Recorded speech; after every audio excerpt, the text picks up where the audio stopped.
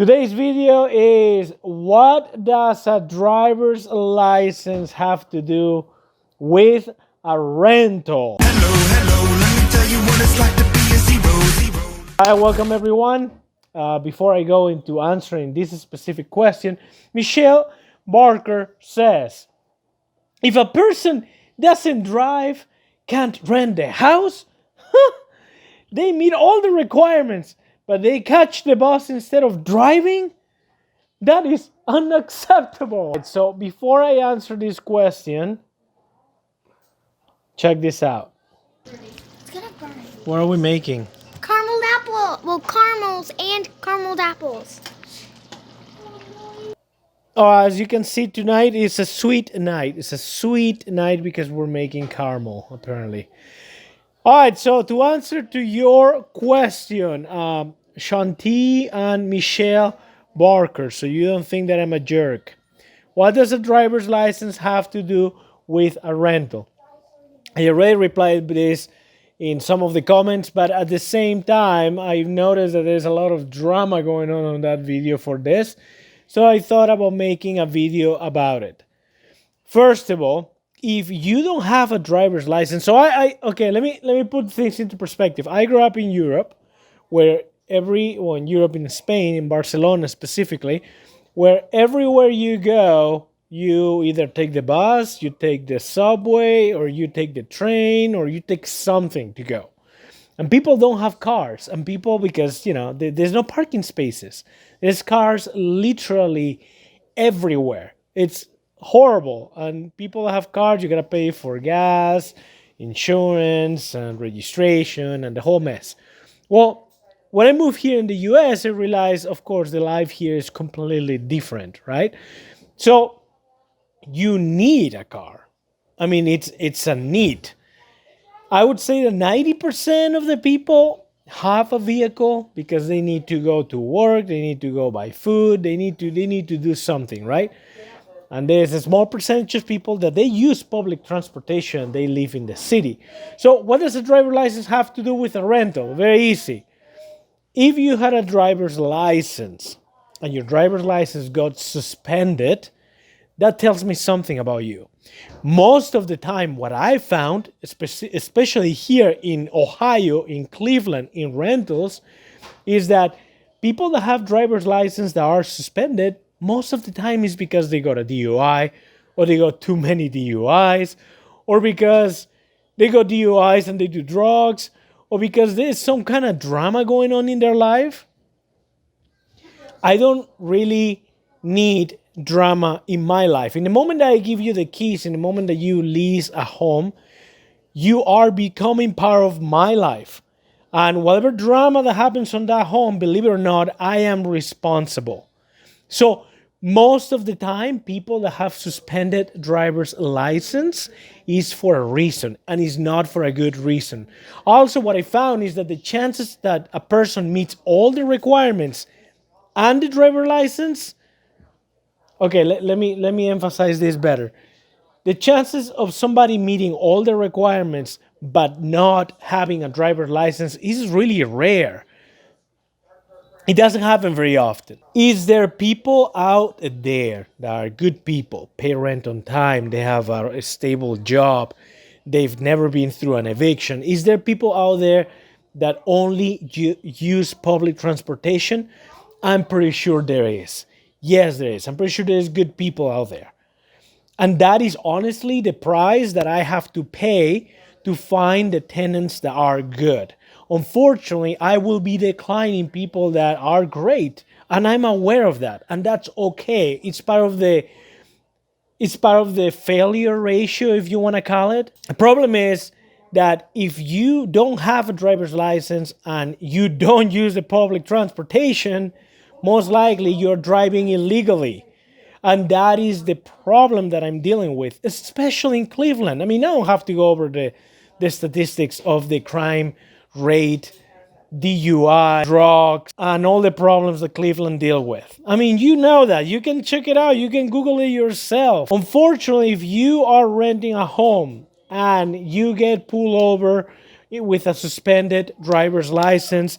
The last place that you're going to go is going to be your home. You're going to jail. That's it. And what's going to happen when you're in jail for 2 weeks? You're going to call me, you, your mom, your uncle, your friend, your girlfriend, your best bestie is going to call me saying, XYE, it's in jail. They cannot pay you rent.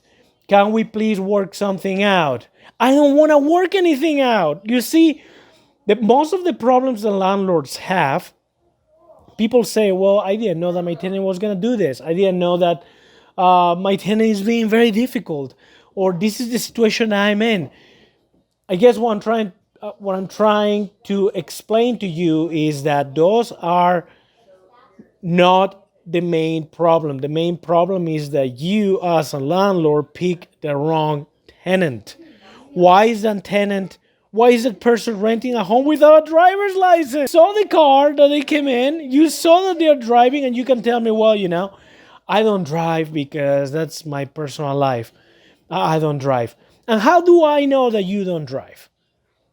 Answer me that question. Am I going to be watching you 24/7 in your home? Being like, oh, is that his car? No, I caught him. I caught her. I saw them driving. No, that's just ridiculous. I don't know if you drive or not. I just got to take your word for it. And I don't want to take chances. You see, Christmas is coming up. There's been Christmas that when you, Mrs. or Mr. Tennant, are having a party, drinking and smoking, having a party in your home, there's been times that in Christmas at midnight, I've been painting a home that I don't want to be in. I've been cleaning a home. I've been cleaning toilets. I've been doing stuff. I'm short in budget, and it is what it is. If you gotta get your hands dirty, then you get your hands dirty. But you see, you are partying with your family. You're having a beer and drinking and smoking. You're enjoying life because it's Christmas, right? Well, I don't want to be cleaning your toilet after your eviction, So what I'm going to do is I'm going to put my requirements extremely high. And I'm going to pick the best, the top of the top, the cream of the cream of the tenants. Why? Because I don't want to be doing all the work. It costs a lot of money, believe it or not, to rehab a home. You're talking about 10, 20, up to, I don't know, $30,000, especially if you do a full rehab on the kitchen, bathrooms, toilets, carpet, paint. It costs money and time. Those are the things. So what I'm trying to say is, yes, driver's license absolutely matter. It's something so huge. And a landlord, an investor that is starting on the business, I remember that I didn't even think about something like that because I didn't have any experience. But I tell you something, when you clean poop from the basement with your bare hands from a dog, hopefully it was a dog, you start picking up and learning the things pretty quick. Pretty quick, you start becoming wise. And yes, that happened. I did do that with my hands. I put plastic bags. But now, am I willing to make exceptions? Absolutely. Tomorrow, what day is today? I don't even know what day is today. Today is the 7th, right? Is today the 7th? The 8th. Tomorrow night, tomorrow evening, a family, Eden, 7-bedroom, is coming to look at the house 89th. Apparently, this tenant informed me that they don't have a driver's license. So you are going to say, well, Isaac, you just gave all these 10-minute speech, 9.5 minutes, saying that you're not going to take somebody with a driver's license, and now they are going to look at the home without one? Double standard, that's what it is. Spanish in me sometimes talks. He's a double standard man. No. The lady explained her situation. Look, I always use public transportation. That's a reason why I'm moving into a city. I really like the home. I meet all the requirements. I've never had an eviction. I can prove above and beyond that I have a great job. And I have Eden. I have a 7-bedroom voucher. For the people watching this that you say that bedrooms don't matter. Yeah, right. That would be a video for a different time. But bedrooms do matter. So I'm meeting with this lady. Of course, I'm gonna have my questions. Some of the questions I'm gonna ask is like, look, so I mean, you tell me that you always take public transportation. I mean, where do you go if I don't mind me asking? And if you mind me asking, then I'm sorry. It is what it is. I want to know everything about you.